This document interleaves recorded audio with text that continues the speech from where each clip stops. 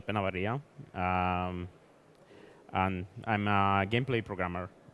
And yeah, I started gaming in 92, 93 with this kind of games, and I had the fortune, I did luck to start with Wolfenstein 3D and Doom, and that kind of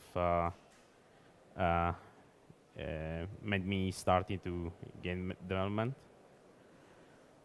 And yeah, I started programming around 2003. That's actually the first engine I wrote. The only thing I have left is this letter I've sent to a magazine back in the days. And yeah, I used to rape a lot of 3D models from Quake 2, Half-Life, and that kind of stuff. And I started professionally working games in 2007. Back then, the first project I worked on was a PS2 to Wii port. And last time here at Codemotion was 2 years ago, while I was working here in Milan for a company called Digital Tales. And I talked about the SBK series and the graphic engine I wrote for it. And the talk was how to make games on mobile without Unity. And now I'm working at Splash Damage. It's a company in London. And last year, we shipped Gears of War 4 on Xbox One and PC. And yeah, a little bit about Splash Damage. It's we are in the London area, in Bromley. We are steadily growing. When I joined, the company was almost half the size that it is now. So in just less than 2 years,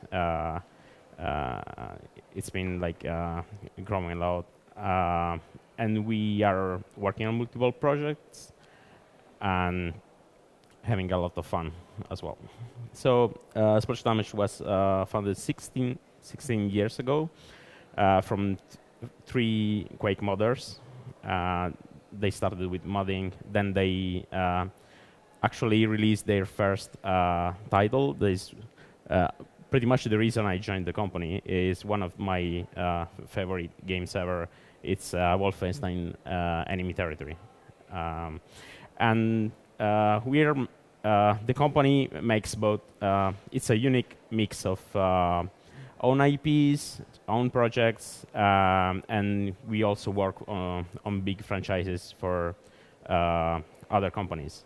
So yeah, in the past, in the history of Splash Damage, they touched several id Software games like Wolfenstein, Doom, and Quake.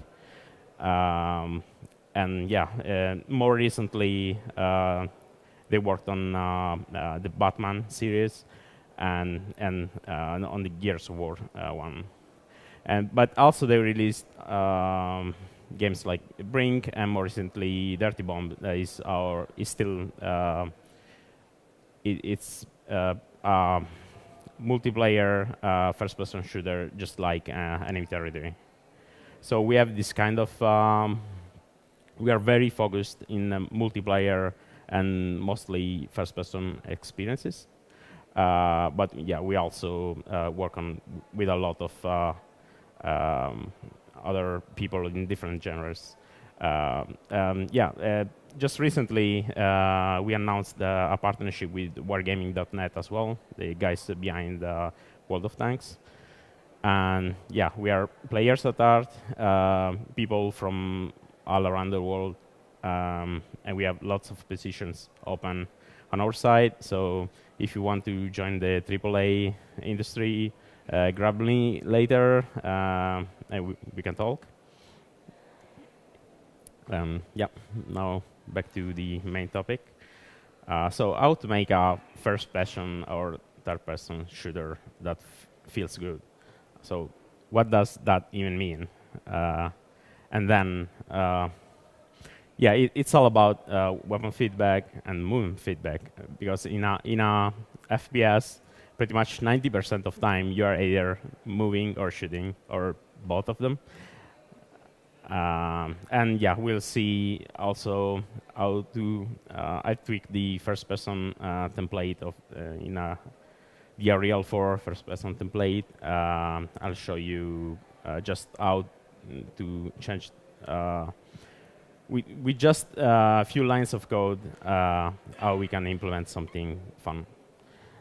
So player feedback, not this kind of player feedback, but actually I'm referring to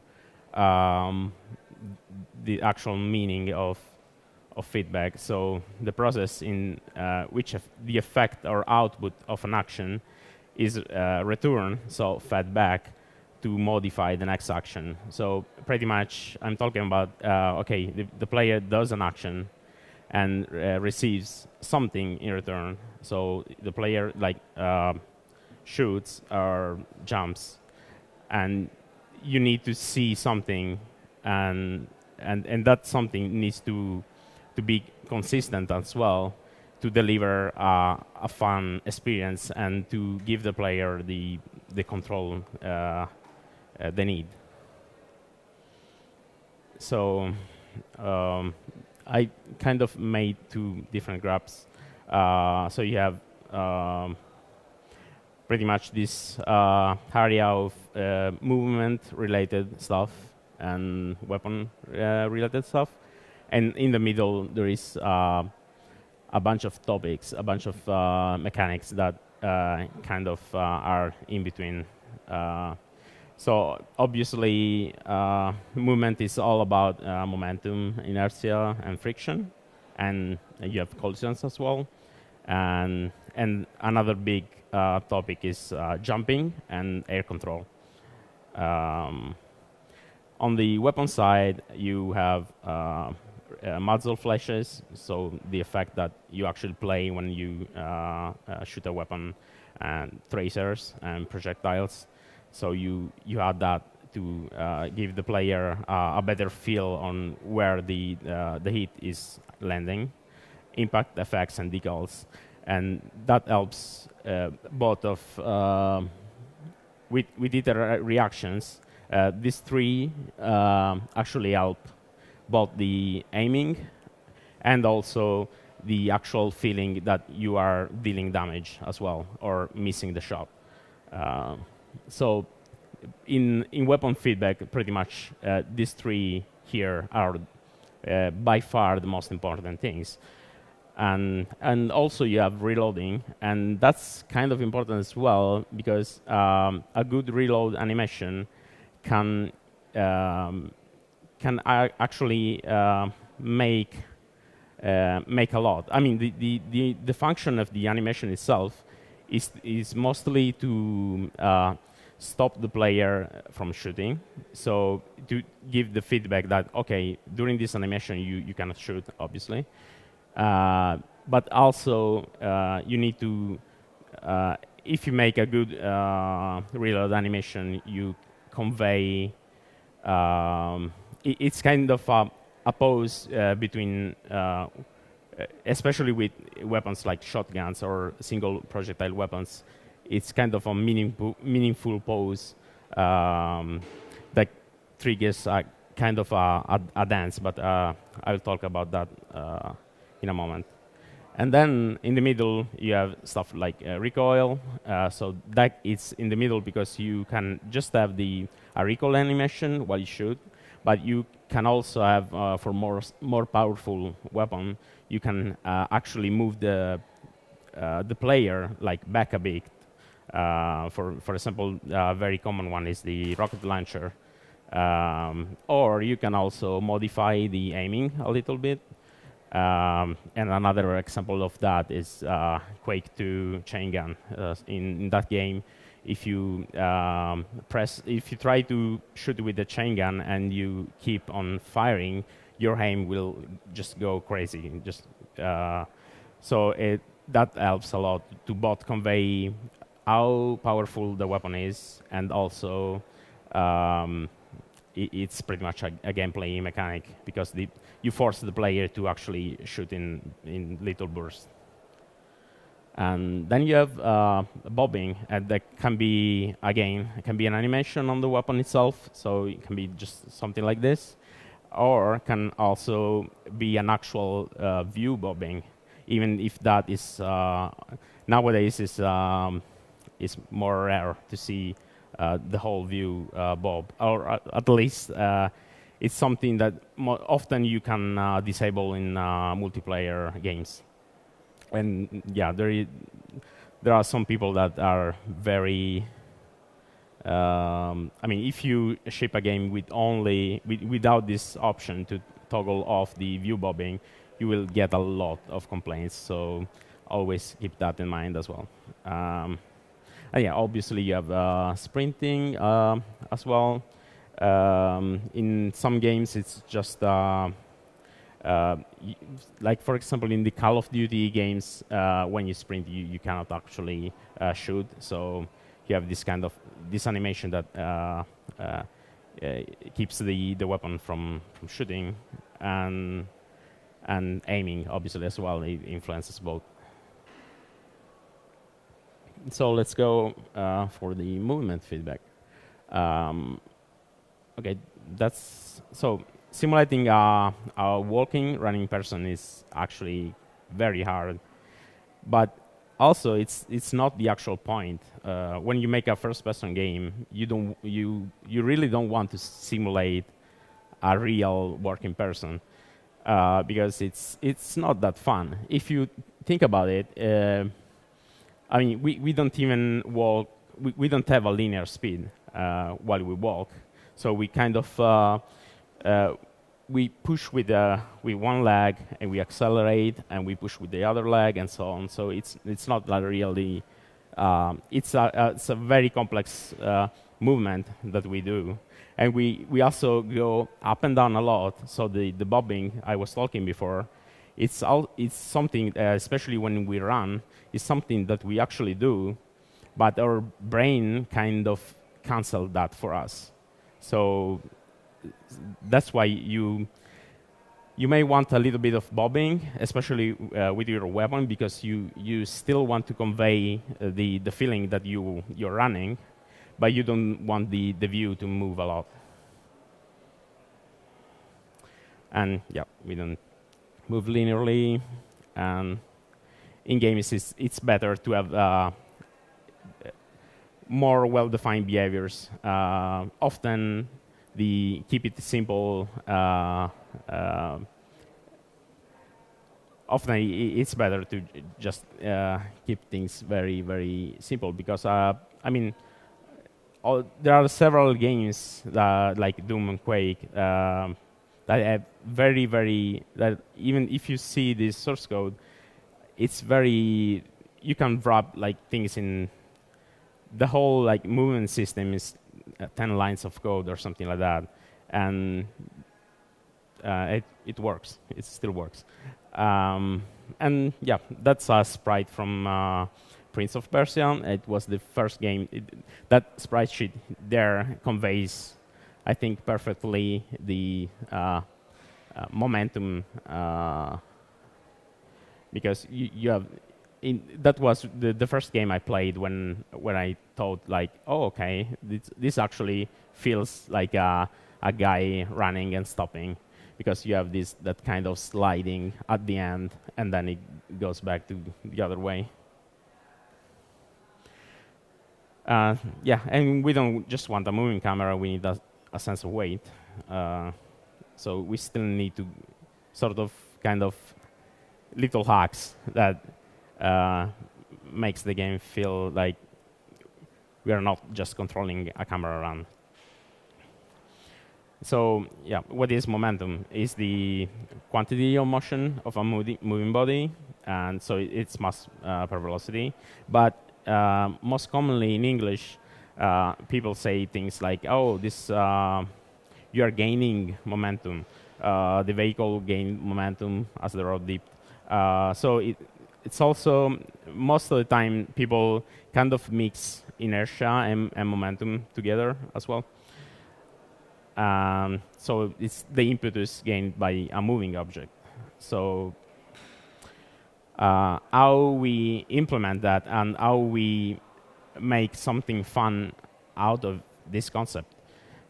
So yeah, do you remember that lesson at school? It's all about that. It's with the. I'll actually show you this. So this is pretty much the first person template in our Unreal 4. And what we have here,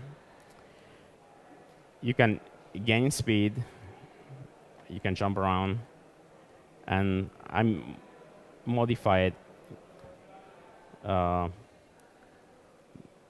the movement component to actually not use the pre-made player controller, and this is using a custom code that kind of replicates a little bit what the original Quake did. It's all about these lines of code. So what we do here, actually, the most important things is keep in mind these two last rows. So here we update the space. Here we update the velocity, so we have this acceleration vector as well. And here, the thing we do is we check if we are on ground or not, and we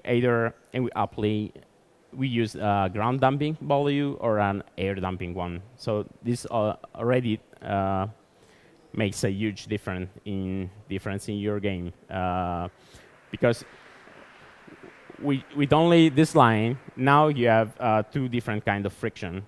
You have an air friction and a ground friction. So when you jump, you actually gain more momentum.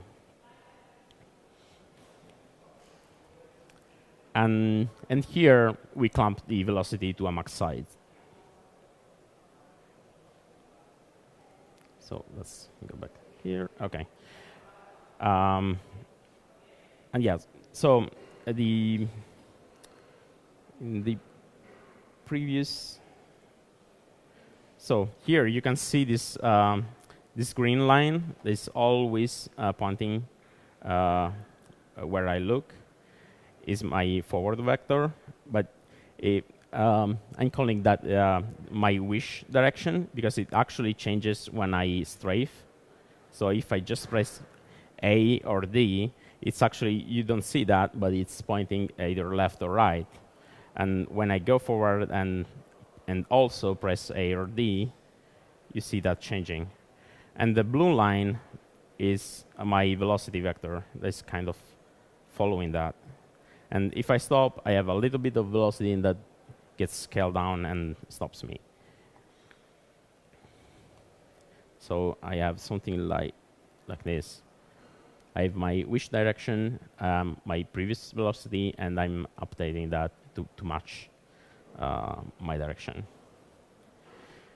And just this tiny bit of code kind of created something that was way bigger than it was ever meant to, because players in the original Quake discovered a bug that allowed them to break the game speed limit, even in multiplayer matches.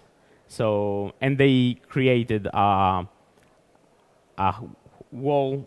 entirely new way of playing games, or playing Quake, that pretty much is still present today in almost every first-person multiplayer shooter. So yeah, I'm talking about the jump strafing and bunny hopping. So just jump strafing started as a way to just exploit a bug in Quake, and players were able to just break the game, and involved jumping and slightly changing direction. So you started jumping, and then you kind of pressed A and D in a certain way, and you were able to keep your momentum and kind of jump through the map to with a speed way higher than the actual game limit. And connecting several of these jumps and other tricks was known as bunny hopping. Because, yeah, players looked like a bunch of crazy bunnies trying to shoot each other. So, and yeah, together with rocket jumping is one of the mechanics that defined multiplayer shooters in that era, and it's still present today. So it's present on all Quake games, on Half-Life 1 and 2, the original behavior, on Counter-Strike, CS Source, and this is still alive and kicking in some form or another. Today, obviously, it's not a bug; it's a feature, and it's added on purpose, and often it's simplified.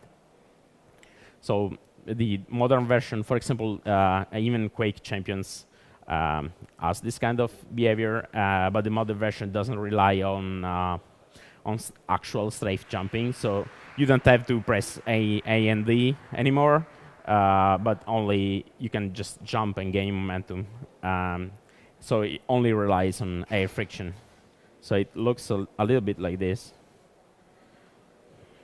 So if I just move, I'll be very slow. But if I kind of time my jumping, I can gain speed. I can actually travel much quicker.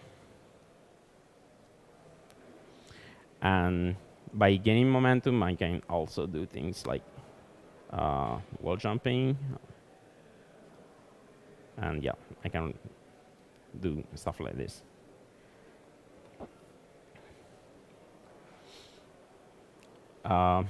So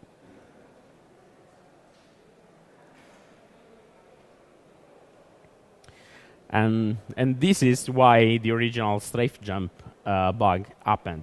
So you have this the wish direction. So that we just said that is pretty much, if you just press forward, it's your forward vector. But if you press A and or D, left or right, it's a vector that goes left or right, and that's the actual velocity. And the server actually clamped the velocity not by checking that vector, but by projecting that vector on your wish direction and then clamping based on that magnitude. So you can kind of already see that in this case, in this example here, commonly if you just play normally, the wish direction and the actual velocity kind of always match, because you always try to look where you are going. But if you play that way, you jump and then you press left and right, you have this kind of thing. So you jump, then you press left, and your wish direction is completely in another almost 19 degrees off, and you can already see that you can have like a very big velocity vector. It's gonna be clamped. It's not gonna be clamped. It's never going to reach the max speed on the server side. So pretty much you can cheat the game, and you can just almost gain almost infinite velocity.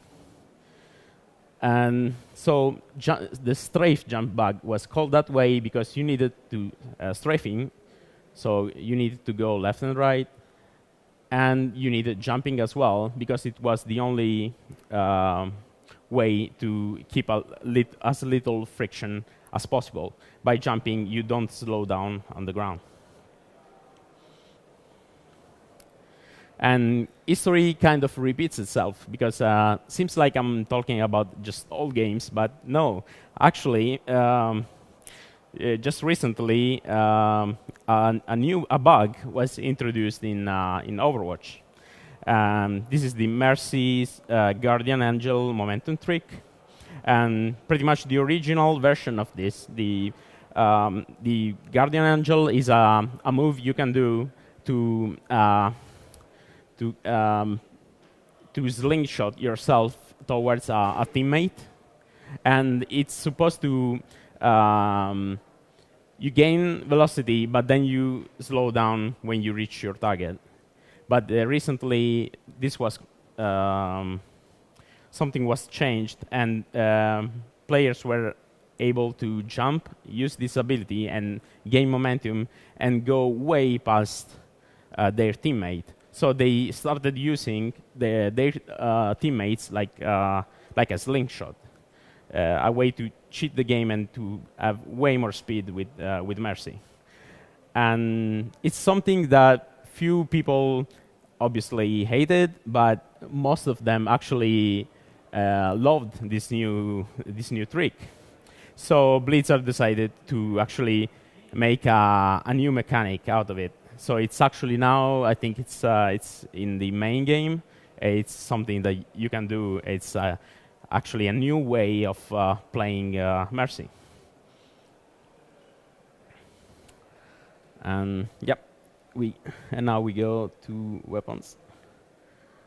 Oh yes, this is how bunny hopping looked in Counter-Strike back in the days. So as you can see, players were constantly strafing, pressing A and D while they were jumping, and they were gaining momentum this way.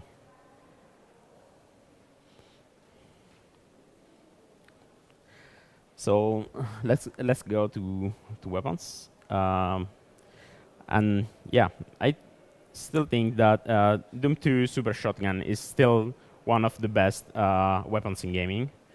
And if you don't remember that, this is how it looks.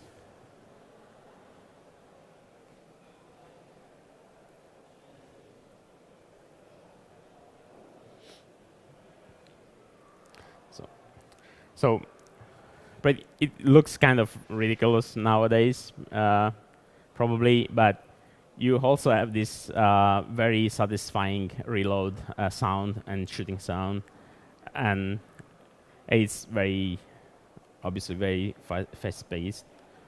And yeah, it's just if you look closely, it's just a sprite with 9 frames of animations, and it still works.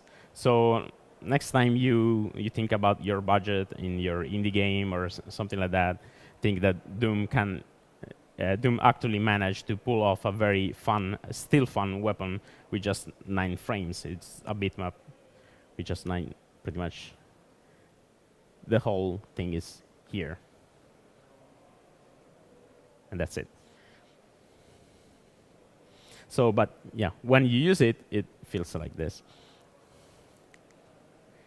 So the Super Shotgun has everything you need to know about fun weapons. There is a high risk-reward ratio because you can you have one shot. If you miss, you need to wait the whole reload animation, and meanwhile you can get shot as well. So other weapons like this, I mean, in gaming, pretty much id Software kind of with that weapon invented the shotgun, the concept of shotgun in games. So it's very simple. It's a very powerful weapon that you need to use at a close range, and if you miss your shot, you probably need a few seconds to shoot another time. And so there is a high risk-reward ratio, and there are several other weapons that take that concept to an extreme, like unscoped sniper rifles in Counter-Strike or the railgun in Quake 3. There is a very visible shooting effect. In Doom, that is actually it's right in the middle of a screen because every weapon is in the middle of the screen. And in the new Doom, they actually added an option to have that as well. So you kind of lose a little bit of... nowadays, we mostly display weapons on one side because this way you can actually look at the weapon. But you actually feel a little bit more detached with that shotgun. You got this kind of perfect like line from you and the enemy, and that was kind of very powerful because you could actually tell, okay, this guy is right behind my shotgun. And yeah, the Doom engine had no tracers. I mean, the actual effects that we nowadays have in gaming, but the spread almost always it's something. It's either a wall or an enemy. So you had this very clear feedback of, okay, I'm hitting a wall or I'm hitting a demon, and it still used plenty of particles on walls. And when you hit an enemy, you have a very visible knockback effect and a very visible animation. In Doom, they are like over the top, like this guy is like going back and with their chest open and like heads exploding. So even with very few frames, you can actually do something that still plays perfectly. And yeah, you also had a very satisfying reload animation and sound, and that obviously it's a big deal as well.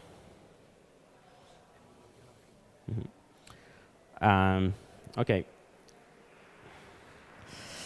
I'm trying to accelerate. So yeah, you have this is the scrap. I tried to search for similar weapons in other games, and this is my favorite one so far. It's this scrap gun in Overwatch. You can see how there is this crazy stretch and squash animation going on.